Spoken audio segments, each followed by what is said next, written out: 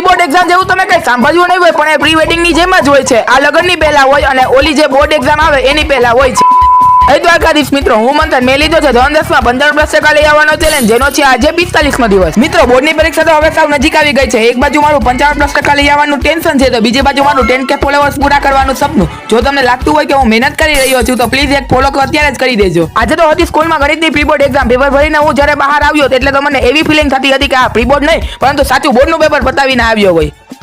Paper પૂરું થયું ને પછી મારો દોસ્તાર કહે, એલા મંથન તું ખીચામાં ફોન લઈને આવ્યો છો? મેં કીધું ના ભાઈ, આ તો મારો કંપાસ છે. જોવામાં તો એવું જ લાગતું હતું કે જાણે આઈફોન લઈને આવ્યો હોઉં.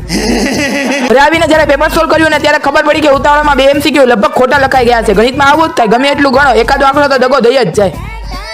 તેથી એક આવું મોટું પેમ્પલેટ મળ્યું છે જેમાં લખ્યું છે કે 10મા પછી શું કરવું. સર કહેતા હતા કે ઘરે જઈને પેરેન્ટ્સને બચાવજો, પણ મેં વિચાર્યું કે હું એને જ મોકલી દઉં જે મારા રિલેટિવ ઘરે વળિયા પૂછતા હોય છે કે ભાઈ તારે 10મા પછી શું કરવું છે.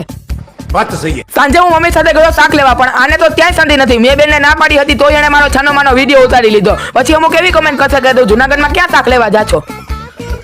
આજે તો હતી પોથી બોનમ એટલે હું અને બેન અગાસીએ પૂજા કરવા ગયા. ત્યાં મેં બેનને 2 વાર રમે રમે એવું કહીને પછી છેલ્લે જમે કહી જ દીધું. પછી જમીને હું સૂઈ ગયો. બસ આજ માટે આટલું. કાલે મળીશું નવી મોજ મસ્તી સાથે. મને ફોલો અને વિડીયોને લાઈક કરવાનું ભૂલતા નહીં. રાધે રાધે.